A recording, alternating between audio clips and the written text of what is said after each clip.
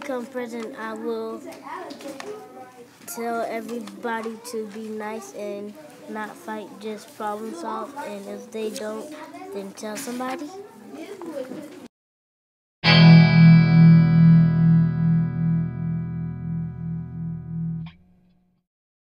Good morning, Tigers. I'm Max. And I'm Adriana. Welcome to Tiger News. Positively the best way to start your day. Please stand for the Pledge of Allegiance.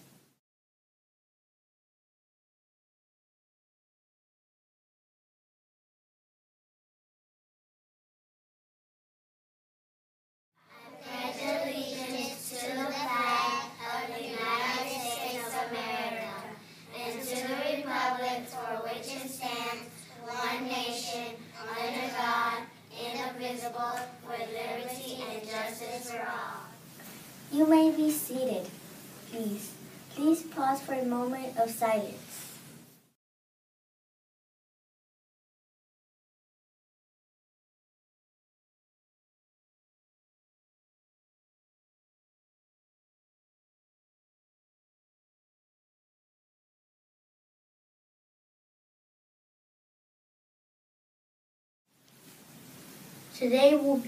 Today is Wednesday, February 17th. Now for your morning announcements.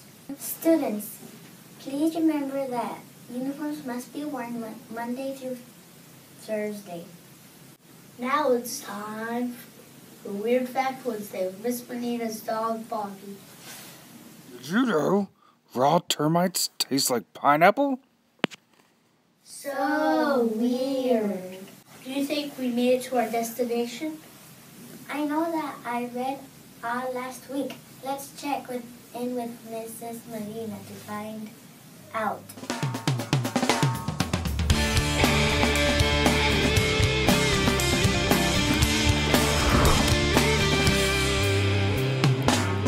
You get home, you sit down and start to read. 20 minutes in a day is all you need. Work together, adding miles up every day. J.J. Harris is traveling around the USA, reading our way across the USA, reading our way across the USA, reading our way across the USA, reading our way across the USA.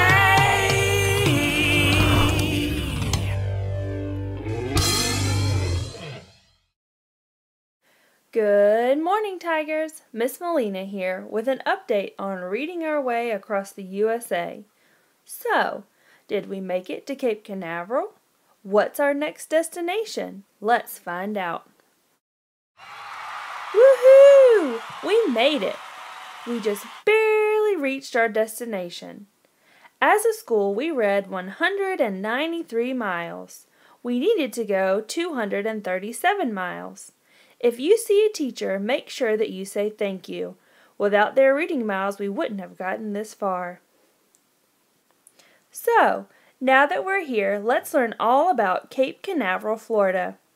Cape Canaveral is located right over here on Florida's eastern coast. Cape Canaveral is best known as the launch site for NASA, the United States Space Program. It was chosen as the best location in the continental United States for launching rockets.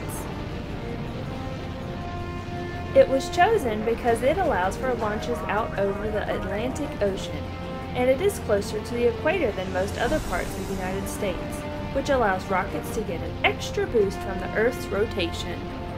Cape Canaveral brings to mind rocket ships and moon launches, but it was named in 1513 by Ponce de Leon, who called it Cabo de Canaveral, which means Cape of Weeds in Spanish. A number of American space exploration firsts were launched from Cape Canaveral Air Force Station, including the first U.S. Earth satellite in 1958 and the first U.S. astronaut in 1961. Once you arrive in Cape Canaveral, the first thing you want to do is head to the Kennedy Space Center.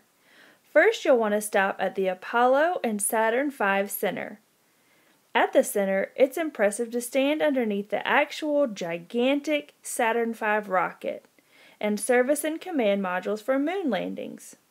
You can also touch a real moon rock. From there, you'll move on to the shuttle launch experience.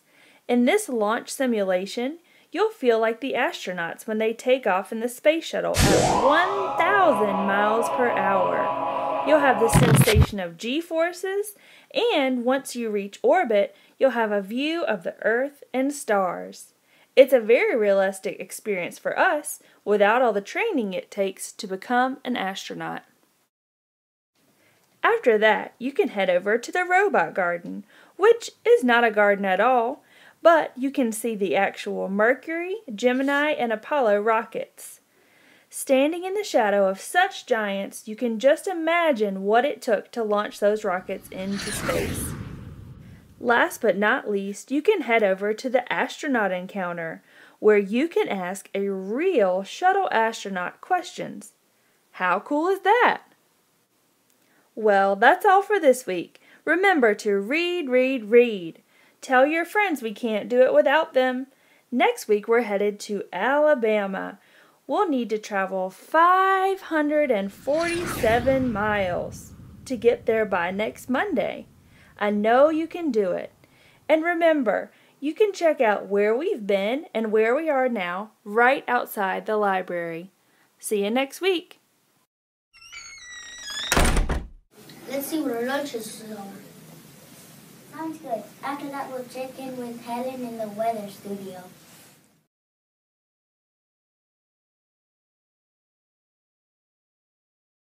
It will be sunny with a high of 61 and a low of 31. There is no chance of rain in the forecast. Now back to the newsroom. Thanks, Helen. That's all we have for you today. Have a wonderful day.